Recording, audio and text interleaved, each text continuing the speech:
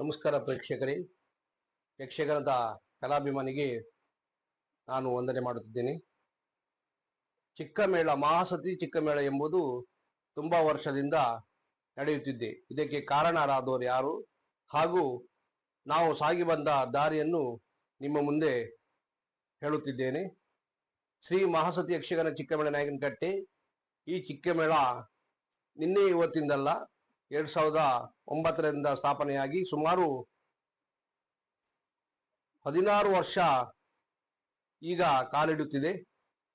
ಇದಕ್ಕೆಲ್ಲ ಕಾರಣರಾದವರು ನಿಮ್ಮಂತ ಕಲಾಭಿಮಾನಿಗಳು ಹಾಗೂ ನಮ್ಮ ಮಹಾಸತಿ ದೇವರನ್ನು ನಂಬಿದ ಭಕ್ತಾದಿಗಳು ಹಾಗೂ ನಿಮ್ಮೆಲ್ಲರ ಪ್ರೋತ್ಸಾಹವೇ ಕಾರಣವಾಗಿದೆ. ಈ 16ನೇ ವರ್ಷದಲ್ಲಿ 5 ವರ್ಷ ಭಗವತಿ ಶ್ರೀ ದುರ್ಗಾ ಪರಮೇಶ್ವರಿ ಮರಳು ಚಿಕ್ಕು ಈ ದೇವಸ್ಥಾನದ ವತಿಯಿಂದ 5 ವರ್ಷ ಚಿಕ್ಕಮೇಳ ಮಾಡಿದ್ದೇನೆ. ಹಾಗೆಯೇ ತದನಂತರ ಸಂಬಂಧಪಟ್ಟ ಮಹಾಸತಿ ಚಿಕ್ಕಮೇಳ ಅಂದರೆ ಆ ದೇವಸ್ಥಾನಕ್ಕೂ ಇದಕ್ಕೂ ಸಂಬಂಧವಿರುವುದ ಕಾರಣದಿಂದ ಮಹಾಸತಿ ಚಿಕ್ಕಮೇಳ ನಾಯಕನಕಟ್ಟೆ ಈ ಮೇಳವನ್ನು ನಾವು ನಡೆಸುತ್ತಿದ್ದೇವೆ. ಈ ಮೇಳವನ್ನು ಸಂಪೂರ್ಣವಾಗಿ ಜವಾಬ್ದಾರಿಯಿಂದ ವಹಿಸಿಕೊಂಡು ಹಾಗೂ ಮೇಳದ ಶಿಸ್ತು ಪ್ರದರ್ಶನಕ್ಕೆ ಕಾರಣರಾದವರು ನಾಗರಾಜ್ ಭಟ್ ಬ್ರಹ್ಮೇರಿ. ಇವರು ಮೇಳದ ಸಂಚಾಲಕರಾಗಿ ಹಾಗೂ ಎಲ್ಲ ಸಂಪೂರ್ಣ ಜವಾಬ್ದಾರಿಯನ್ನು ವಹಿಸಿಕೊಂಡಿದ್ದಾರೆ. ಈ ಮಹಾಸತಿ ಚಿಕ್ಕಮೇಳದ ವ್ಯವಸ್ಥೆಯನ್ನು ನಾನು ವಹಿಸಿಕೊಂಡು ನಾನು ನಿಮ್ಮ ತಿಮ್ಮಪ್ಪ ದೇವಾಡಿಗ ಹೆರೆಂಜಾಲು ಈ ಮೇಳವನ್ನು ಸಾಧಾರಣ 10-11 ವರ್ಷದಿಂದ ನಡೆಸುತ್ತಾ ಬರುತ್ತಾ ಇದ್ದೇವೆ. ನಮ್ಮ ಮೇಳದಲ್ಲಿ ಈ ವರ್ಷ ಕಲಾವಿದರು ಭಾಗವತರಾದ ನಾನೇ ತಿಮ್ಮಪ್ಪ ದೇವಾಡಿ ಹೆರೆಂಜಲು ಹಾಗೂ ಚೆಂಡೆಯಲ್ಲಿ ಪ್ರಸಿದ್ಧ ಚೆಂಡೆವಾದಕರಾದ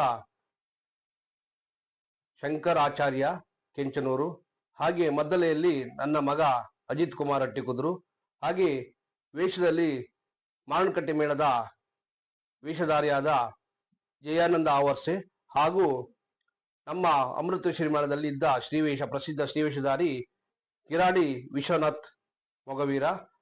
ಹಾಗೆ ಇದ್ರ ಜೊತೆಗೆ ಪೂಜೆಯನ್ನು ಮಾಡಿಕೊಂಡು ಬಂದವರು ನಾಗರಾಜ ಭಟ್ ಹಾಗೂ ನಮ್ಮ ಸಹಕಾರಕ್ಕೆ ಹಾಗೂ ಸಂಪೂರ್ಣ ಬೆಂಬಲವಾಗಿ ನನ್ನ ಭಾವನಾದ ಹಟ್ಟಿಕುದ್ರು ಪರಮೇಶ್ವರ ದೇವಡಿಗರು ಇವರು ನಮ್ಮ ಜೊತೆಗೆ ಇದ್ದಾರೆ.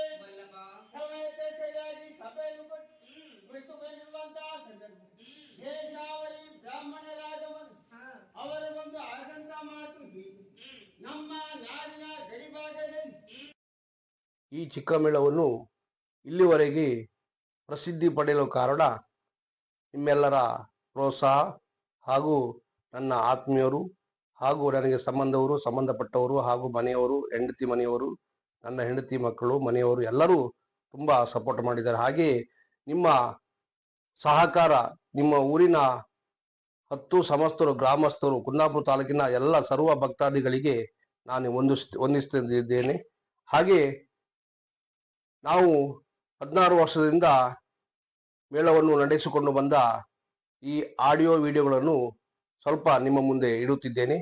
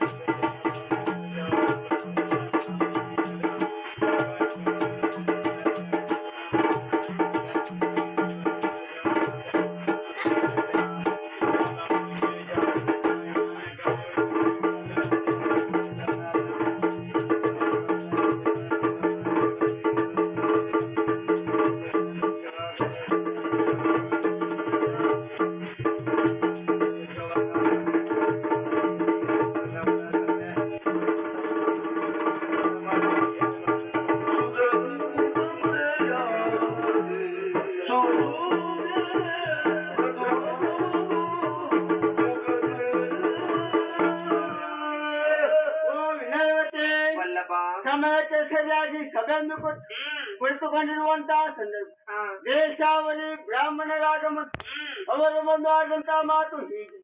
ನಮ್ಮ ನಾಡಿನ ಗಡಿಭಾಗದಲ್ಲಿ ಶೌಚಾರಣ್ಯ ಅದರ ಸನ್ಮಧ್ಯದಲ್ಲಿ ಶ್ರೀದೇವಿ ಬನಶಂಕರಿ ಆಲಯ ಇದೆ. ಅಲ್ಲಿಗೆ ಹೋಗಿ ಪೂಜೆ ಸಲ್ಲಿಸಿದ್ದೆ ಹೌದು ಅಂತಾರೆ.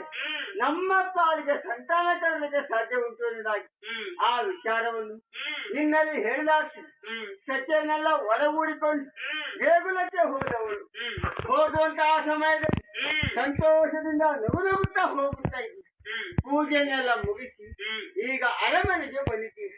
ನಿನ್ನ ಮುಖ ನೋಡಾಕ್ಷಣ ಏನೋ ಒಂದು ಹೊಸ ವಿಚಾರವನ್ನು ಹೇಳಬೇಕು ಎನ್ನುವ ಉದ್ದೇಶದಿಂದ ಇಲ್ಲಿಯ ತನಕ ಬಂದ ಹಾಗುಂಟು. ಹಾಗಾದ್ರೆ ದೇಗುಲಕ್ಕೆ ಹೋದಂತಹ ಪೂಜೆ ಕಾರ್ಯ ಹೇಗೆ?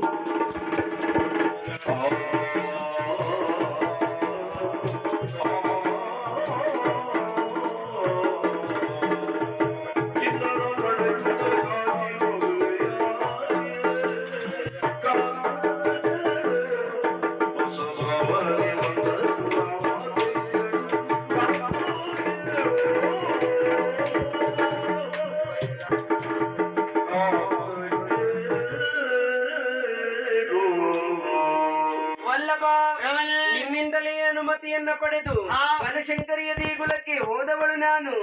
ಭಕ್ತಿಯಿಂದ ಪೂಜೆ ಸಲ್ಲಿಸಿದೆ. ಬಲಭಾಗದಲ್ಲಿ ಪ್ರಸಾದವಾಯಿತು. ಇದುವೇ ಶುಭ ಸೂಚನೆ ಎನ್ನುವುದಾಗಿ ತಿಳಿದಂತ ನಾನು ಸಖಿಯರೊಂದಿಗೆ ಮನೆಗೆ ಹೊರಟೆ. ಬರುತ್ತಿರುವಂತಹ ಸಂದರ್ಭದಲ್ಲಿ ಒಂದು ಘಟನೆಯೇ ನಡೆದು ಹೋಯಿತು. ಕಳ್ಳರಿಗೆಲ್ಲ ದೀಪ ಭದ್ರ ಎನ್ನುವಂತಹ ಕಳ್ಳ ನನ್ನ ರೂಪಾತಿಶಯಕ್ಕೆ ಮರುಳಾಗಿ ಬಲತ್ಕರಿಸುವುದಕ್ಕೆ ಮುಂದಾದ. ಅಲ್ಲಿವರೆಗಾಗಿ ಬಂದು ನನ್ನ ಮಾನ ಪ್ರಾಣವನ್ನು ಉಳಿಸಿದವಳು ಒಬ್ಳು ಹುಡುಗಿ, ಹೆಸರು ಚಂಪ ಎನ್ನುವ ಹಾಗೆ. ಚಂಪಳಿಗೂ ಭದ್ರನಿಗೂ ಯುದ್ಧವಾಯಿತು. ಯುದ್ಧದ ಪರಿಣಾಮ ಭದ್ರನ ಪಾಲಿಗೆ ಸೋಲಾಯಿತು. ಕೊಲ್ಲುವುದಕ್ಕೆ ಮುಂದಾದ್ಲು. ಕೊಲ್ಲುವುದು ಸರಿಯಲ್ಲ, ಬೇರೆ ಏನಾದ್ರೂ ಶಿಕ್ಷೆ ಕೊಡು ಎನ್ನುವುದಾಗಿ ಹೇಳಿದೆ. ನನ್ನ ತಪ್ಪಿನ ಅರಿವಾಯಿತು. ಭದ್ರನಿಗೆ ಕ್ಷಮೆಯನ್ನು ಯಾಚಿಸಿದ.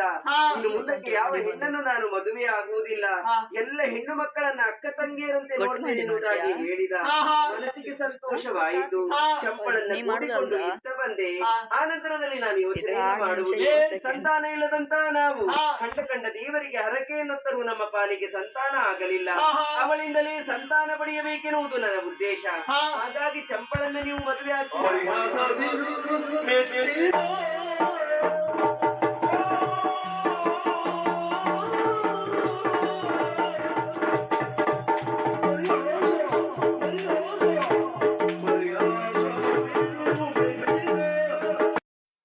ಚೌಕಿಯ ವ್ಯವಸ್ಥೆಯನ್ನು ನಮ್ಮ ಹಟ್ಟಿಯಂಗಡಿ ನಂದನ ನಾಗೇಶ್ ಭಟ್ ಅವರು ನಮಗೆ ಸಂಪೂರ್ಣವಾಗಿ ಸಹಕರಿಸಿದ್ದಾರೆ.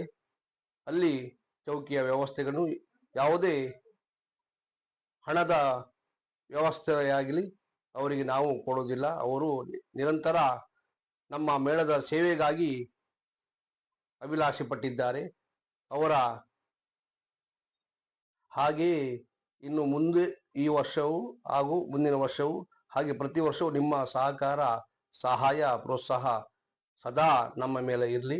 ಹಾಗೂ ಶ್ರೀದೇವರು ನಿಮಗೂ ನಿಮ್ಮ ಮನೆಯವರಿಗೂ ಎಲ್ಲರಿಗೂ ಆಯುರಾರೋಗ್ಯ ಕೊಟ್ಟು ಇನ್ನೂ ಇಂಥ ಕಲಾ ಸೇವೆ ಮಾಡುವಂಥ ಸೌಭಾಗ್ಯ ಶ್ರೀದೇವರು ಅನುಗ್ರಹಿಸಬೇಕೆಂದು ಕೇಳಿಕೊಳ್ಳುತ್ತಿದ್ದೇನೆ.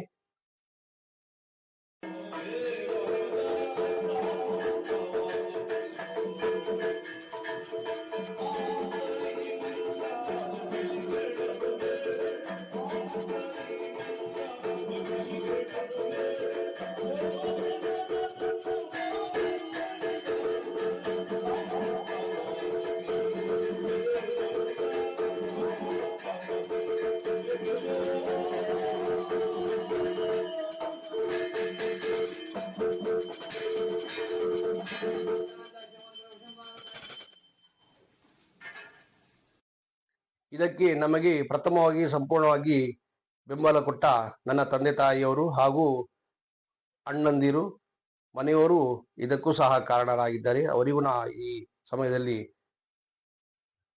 ವಂದಿಸುತ್ತಾ ಇದ್ದೇನೆ ಹಾಗೂ ಅವರನ್ನು ನೆನಪಿಸಿಕೊಳ್ಳುತ್ತಿದ್ದೇನೆ. ಹಾಗೆ ಬ್ರಹ್ಮಲಿಂಗೇಶ್ವರ ಈ ಚಾನಲ್ ಅನ್ನು ಪ್ರೋತ್ಸಾಹಿಸಿ, ಹಾಗೆ ನಮ್ಮ ಕಲಾವಿದರನ್ನು ಪ್ರೋತ್ಸಾಹಿಸುವ ಜೊತೆಗೆ ಶ್ರೀದೇವರ ಕೃಪೆಗೆ ಪಾತ್ರರಾಗಬೇಕು ಕೇಳಿಕೊಳ್ಳುತ್ತಾ ತಮಗೆಲ್ಲರಿಗೂ ವಂದಿಸುತ್ತಿದ್ದೇನೆ. ನಾನು ತಿಮ್ಮಪ್ಪ ದೇವಡಿಗೆ ಹೆರೆಂಜಾಲು, ಭಾಗವತ.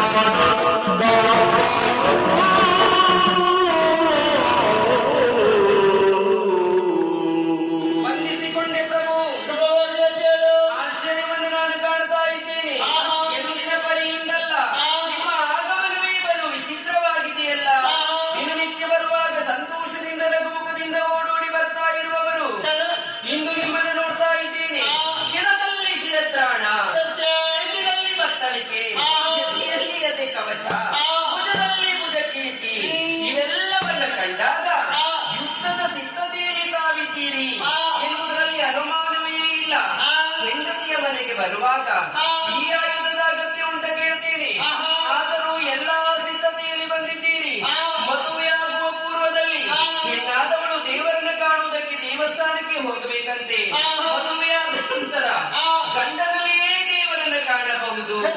ಗಂಡನಾದವ ಮನೆಯಿಂದ ಹೊರಟಂತಹ ಸಂದರ್ಭದಲ್ಲಿ ಹೆಂಡತಿಯಾದವಳು ಯಜಮಾನ್ರೆ ಎಲ್ಲಿಗೆ ಹೊರಟದ್ದು ಅಂತ ಅಧಿಕಾರವಾಣಿಯಿಂದ ಕೇಳುವುದಲ್ಲ, ಭಾವಭಕ್ತಿಯಿಂದ ಕೇಳ್ತಾ ಇದ್ದೇನೆ.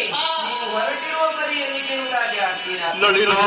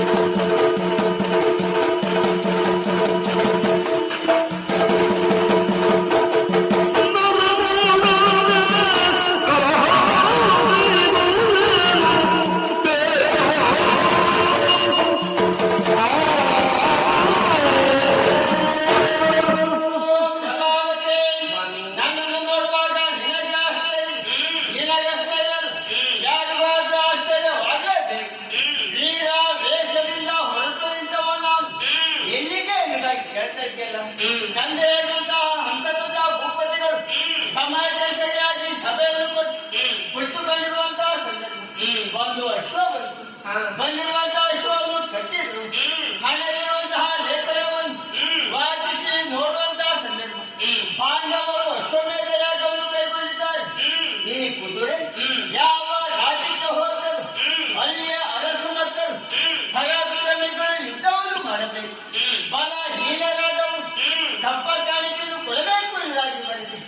ಈ ವಿಚಾರವನ್ನು ಓದಿ ತಿಳಿದಂತಹ ನನ್ನ ತಂದೆ ಯುದ್ಧಕ್ಕೆ ಹೋಗುವವರು ಯಾರು ಎನ್ನುವುದಾಗಿ ಯೋಚನೆ ಮಾಡುವಂತಹ ಸಂದರ್ಭ ನೇರವಾಗಿ ಅಲ್ಲಿಯ ತನಕ ಹೋಗಿ ಅಪ್ಪನಿಂದ ಅಪ್ಪಣೆಯನ್ನು ಪಡೆದು ಅಷ್ಟೇ ಮಾತ್ರವಲ್ಲ, ಸೇನಾಧಿಪತಿ ಪಟ್ಟವನ್ನು ನನ್ನ ಪಾಲಿಗೆ ಕೊಟ್ಟಿದ್ದಾರೆ. ತಾಯಿಯಿಂದ ಆಶೀರ್ವಾದವನ್ನು ಪಡೆದು ಹೀಗೆ ಬರುವಂತಹ ಸಂದರ್ಭ ನನ್ನ ಮುತ್ತಿನ ತಂಗಿ ಪೂವಲೆ ಬಂಗಾರದ ಹರಿವಾಣದಲ್ಲಿ ಮಂಗಳಾರತಿಯನ್ನು ತಂದು ಬೆಳಗುವುದರ ಜೊತೆಗೆ ಶುಭ ಸೂಚನೆಯನ್ನು ಸೂಚಿಸಿದ್ದಾರೆ. ಹಾಗೆ ನೇರವಾಗಿ ಇಲ್ಲಿಯ ತನಕ ಬಂದು ನಾನು ಹೊರಟ ಪರಿ ಆ ಪ್ರಾರ್ಥನೆಯಲ್ಲಿ ಯುದ್ಧಕ್ಕಾಗಿ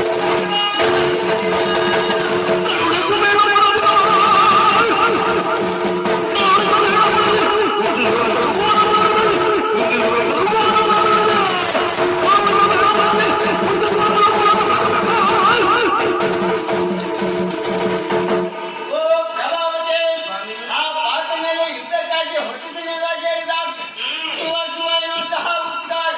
ಹಾಗಾದ್ರೆ ಈ ರೀತಿಯಾಗಿ ರೋಧಿಸಲು ಕಾರಣವೇನು?